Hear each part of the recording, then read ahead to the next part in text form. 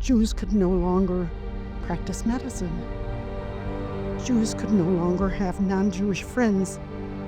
Jews could no longer be professors at the university.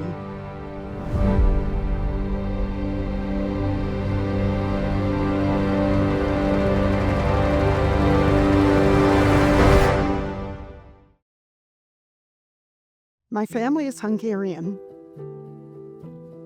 They lived in Hungary and in Europe during a time when Jews, for the first time in centuries, were able to participate in the standard part of civic life.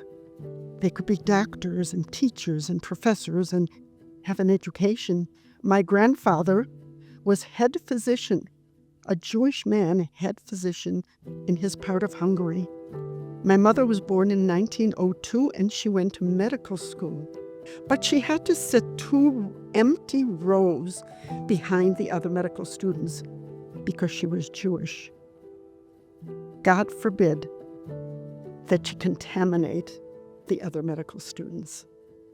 But she was not able to get her medical degree, so she got a degree in pharmacology and she became a scientist. My father was born in 1902 to a very Orthodox family.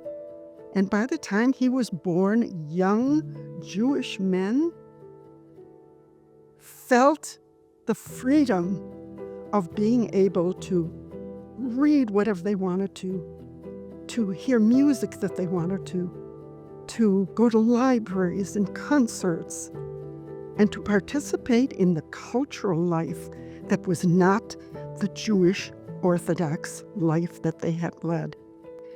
And they sucked it up as though they hadn't been in the desert for 1,000 years.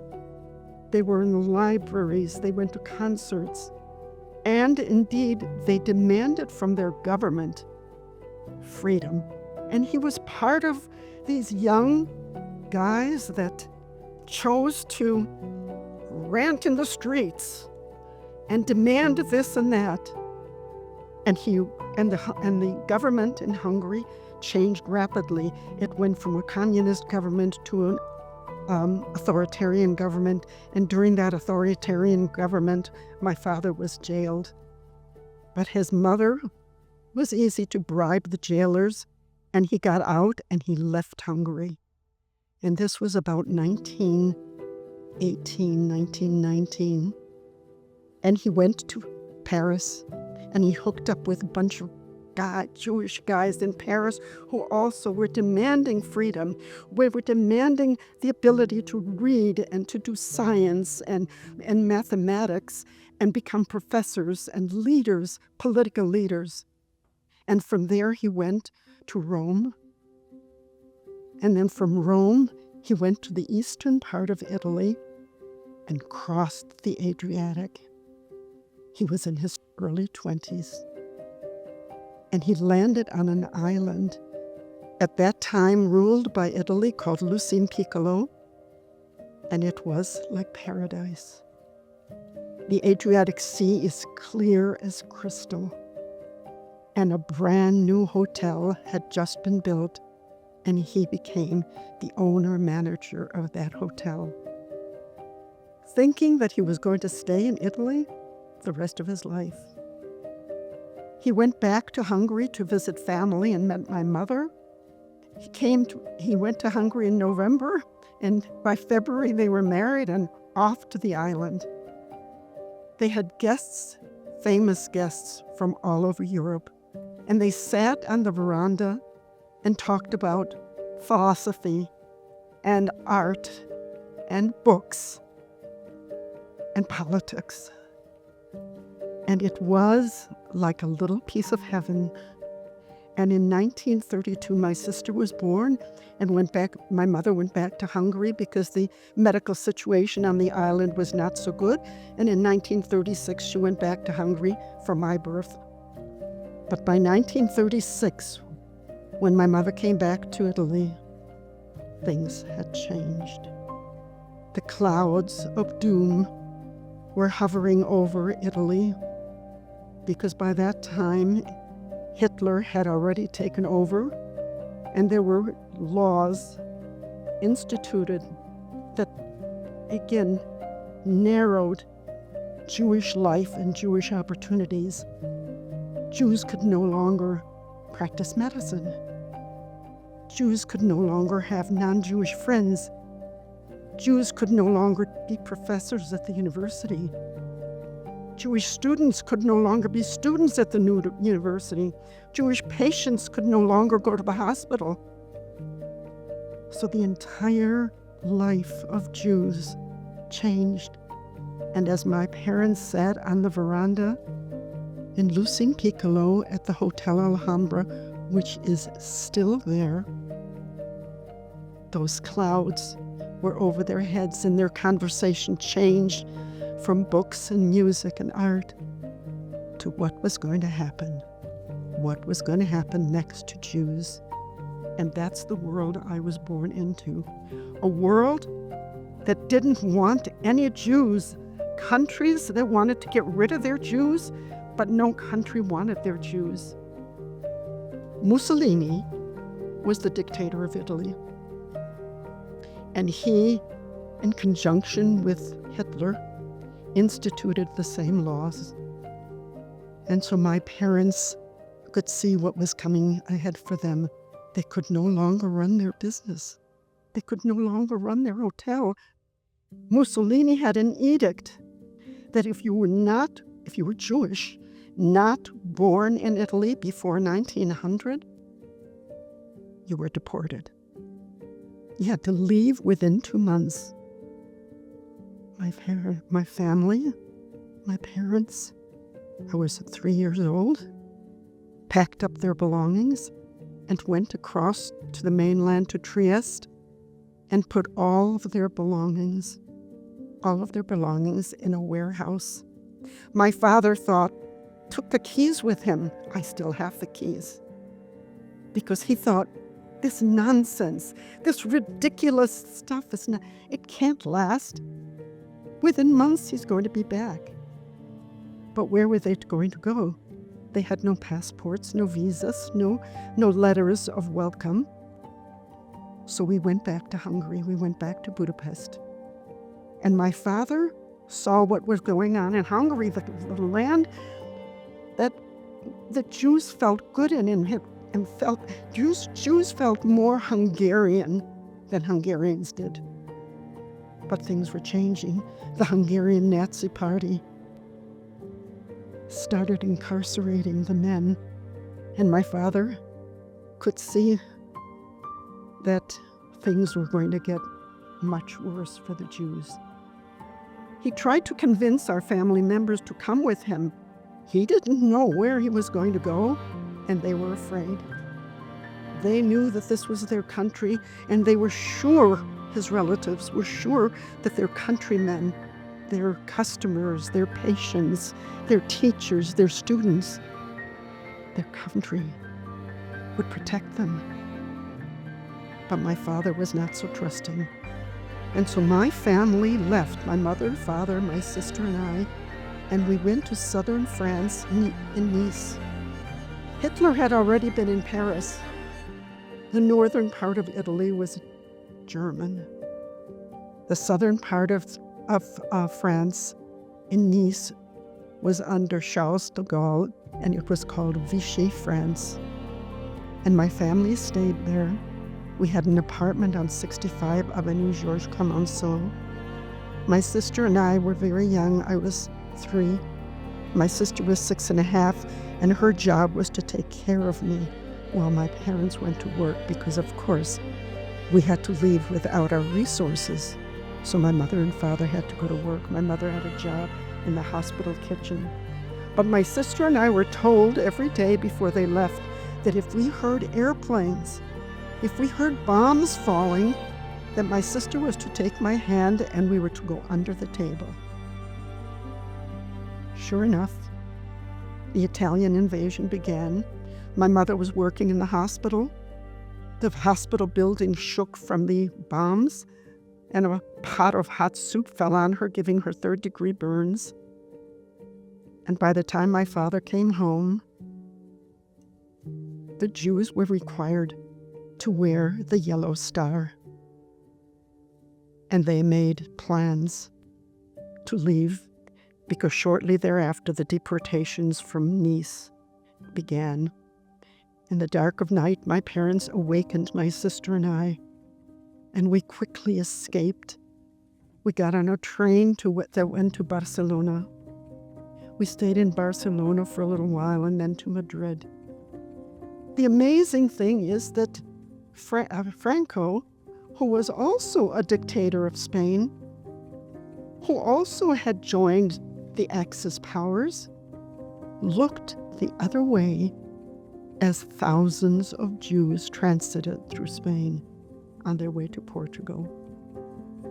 In the meanwhile, my father had written letters to Argentina, to Cuba, to the United States, to Canada, to South Africa, to New Zealand, to Canada, begging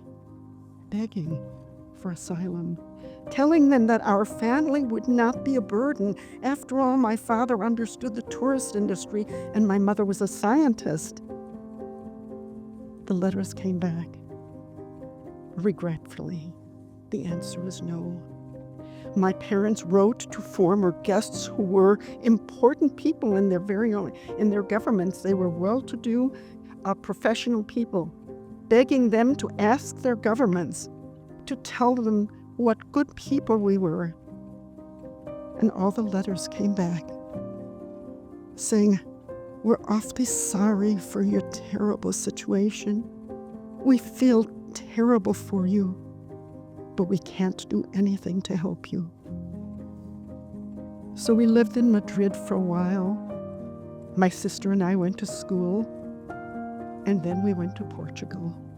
And in Portugal, the embassies from all these countries were stormed by Jews trying to get out of Europe, desperate, willing to do anything to get out of Europe.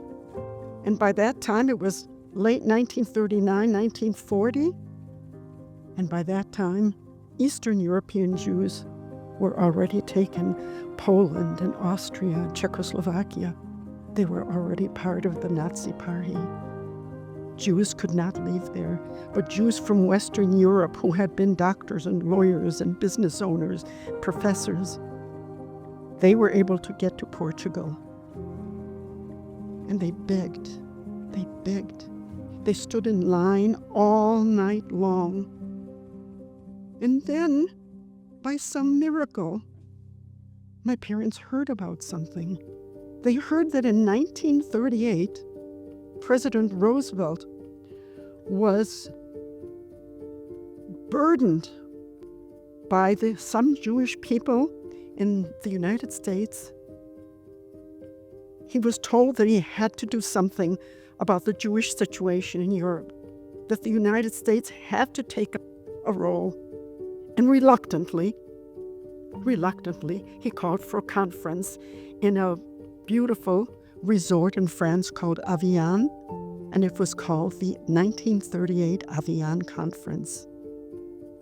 32 countries were invited to attend the conference. 32 countries would only come if they were not to be coerced to take any Jews. Canada said one Jew was one too many. The United States never met its quota. Not a single country. There were all kinds of beautiful speeches about how wonderful these people were, but how they were not going to take any of them. And then one little country raised its hands.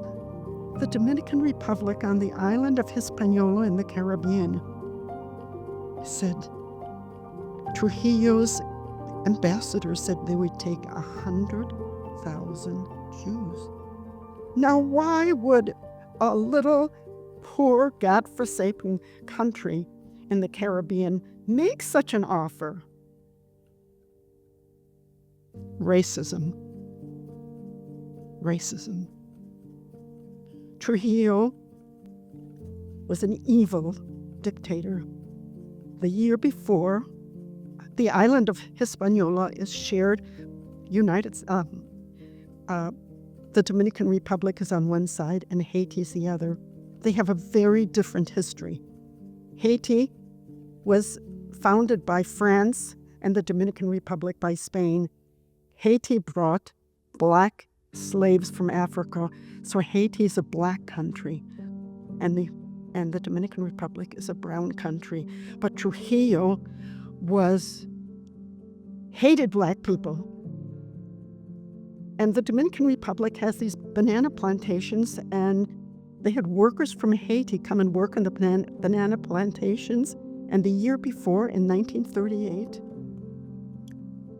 he slaughtered with machetes 7,000 Haitians, slaughtered them with machetes. He became a pariah in the face of the world, and he tried to better his image, to clear his image by volunteering to take Jews. But his main reason was he knew that the Jews that were left in Europe were successful, and it would add to the success of the Dominican Republic. My family was one of the lucky ones because there were stipulations for going to the Dominican Republic. You had to be young and strong and had agricultural experience. None of these people had agricultural experience. And in addition to that, it took 2 years between 1938 and 1940 to anything happen with that invitation. By the time the Jewish Agency and the Dominican government figured out where they were going to go and what was going to happen, 2 years had passed. 2 years where thousands of Jews were taken by the Nazis. But my family was lucky.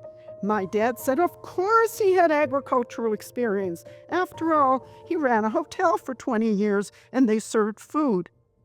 In reality, my father had never held a shovel in his life. But off we were on the Niatza to the Dominican Republic. The Niatza was the last passenger ship to cross the Atlantic. The Atlantic by that time was full of U-boats ready to bomb any vessel that was coming through. And we came to Ellis Island, which was designated as the place to process the refugees. And then we took the Algonquin and we went to the Dominican Republic to a plot of land that had been designated for Jews, for these Jews called Sosua. Never in the Jewish history, never has a piece of land been given simply to save Jews. Sosua was an abandoned banana plantation on the north side of the Dominican Republic, and these bedraggled refugees, doctors and lawyers and professors, came to this piece of land where there was one building where we all slept, and there was water, and the women did the cooking, and the men tried to do the agriculture and grow something. It was a miserable time. The Dominican Republic is hot and humid, and these European Jews, these sophisticated European Jews, were not accustomed to this primitive environment. We had an outhouse which was some slats of wood that were filled with tarantulas. And when kids went to the bathroom, we had to have somebody, an armed person, to go and shoot the tarantulas so that we could go to the bathroom. There were bugs and cockroaches and mosquitoes, malaria-carrying mosquitoes. We had to sleep under mosquito netting, and each night we had to take our covers off and make sure we didn't have any bugs or tarantulas at the end of our bed before we went to sleep. It was a very tough life, and many people got malaria and dysentery. They were so tired. They were depressed. And my mother had a heart attack, and she was told that if she didn't go to a different climate, she was going to die. The center part of the Dominican Republic has high mountains. Pico Duarte is 10,000 feet. And my parents had an agreement with the Jewish agencies that they needed to have a hotel, a place for R&R for these sick residents. And so my family, by truck, went up to this little town called Jarabacoa, where we were the only white people except for the Catholic priest. It was remote and so primitive. The Dominican Republic didn't have any paved roads. But my parents set up a hotel in 3 decrepit buildings. My mother cooked wonderful Middle European food for these very tired, very sick refugees. And every week, there would be people from Sosua by truck came up to Jarabacoa, where my parents would take care of them. And then those that were there went back to Sosua to work on the farm. My sister and I was 4. My sister was 8. We had our own horse. And after our jobs of helping to set the table and make beds, we could get on our horses and wander around the whole area on our own. We were, after all, the only white children, and everybody knew who we were. But my parents demanded courtesy above everything else. And as we passed the natives, if we didn't stop to greet them, to say hello to them, as they said hello to us, "Hola, señorita Barbarita, señorita Anita," if we didn't stop to talk to them, they would immediately go to the hotel and tell our parents, and we would be punished. The problem with Jarabacoa is that there was no school, and through the good help of the priest, he found a Catholic boarding school in a 1-day horseback ride town away in La Vega. It was a Catholic boarding school. And my parents wrote to the Mother Superior, Sor Ascension, and told her our problem. And she wrote back and she said, "The girls can come to school, but no one, not the priests, not the nuns, not the kids, no one was to know where we came from or that we were Jewish. No one was to know that we were Jewish." And my mother dropped us off. I was nearly 5 by then, my sister almost 9. And we were dropped off to this school with nuns wearing habits that covered their faces, their hair, in long black dresses that scared us.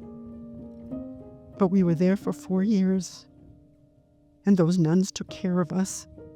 And my sister and I, we kept a secret for all those years.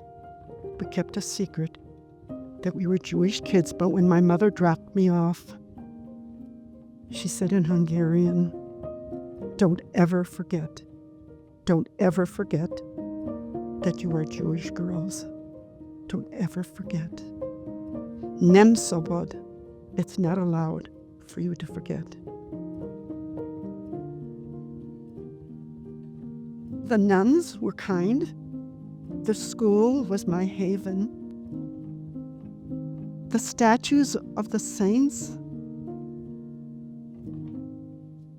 I held them close to me. Every day, I helped one of the nuns change the clothes of baby Jesus.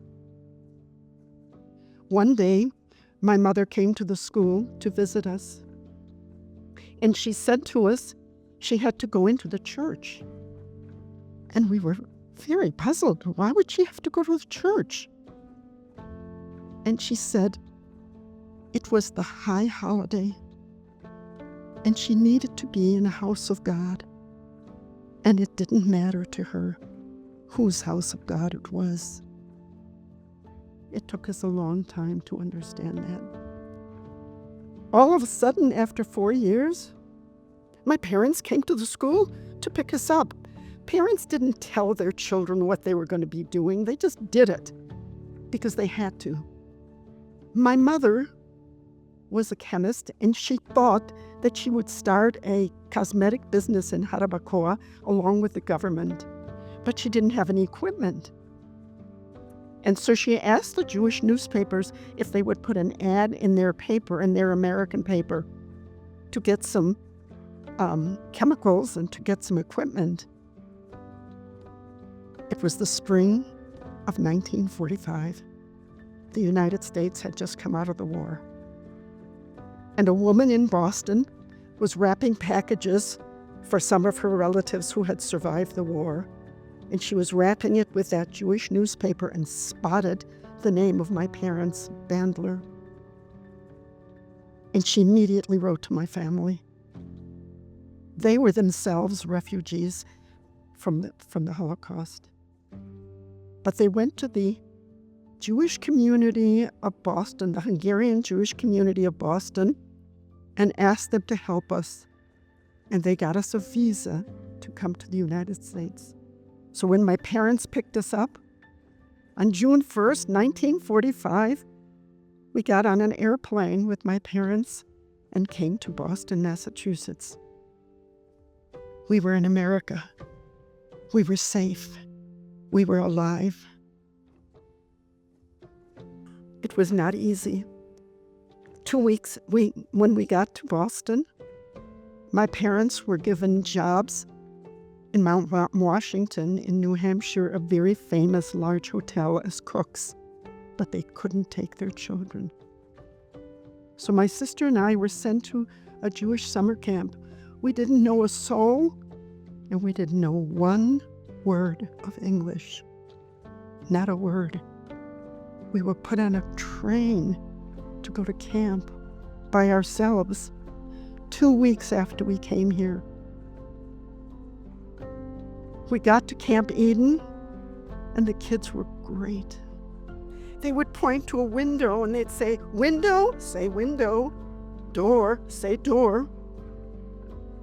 They taught us English by reading comic books. Archie and Blondie and Superman. And at the end of the summer, my sister and I knew enough English to go to school. We were in America. Each year, my family moved from one place to another. My mother, in New York, couldn't find a job, and she became a house cleaner. She was the daughter of a doctor, and she had gone to medical school, and she was cleaning other people's toilets. And my sister and I had asked her how she felt about that. And she said, "Every job is important. The President of the United States needs a clean toilet." She said, "I am the best toilet cleaner." That there is dignity and necessity in every job. And it is the lesson I pass along.